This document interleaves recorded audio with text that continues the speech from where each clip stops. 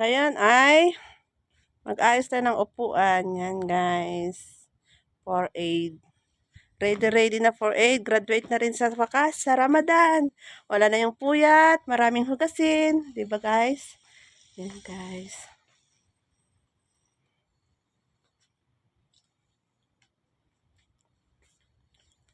Asan ba yung pottery?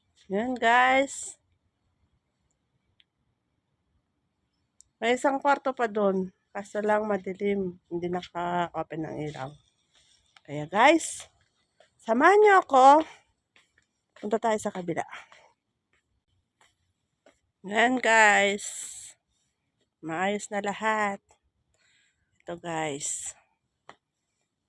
Sa wakas, wala na yung puyat. Maraming hugasin. Maraming lutuin. Yan guys, nabasa yung buhok ko sa ulan.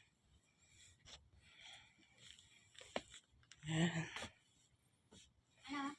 Itanong natin sa kabila kung kailangan pa tayo. Ano? Yan guys. Ito maliligo ulit. Yan guys. Tapos na po kami. Thank you for watching. Please subscribe my YouTube channel para updated ka sa aking susunod na upload. Thank you po.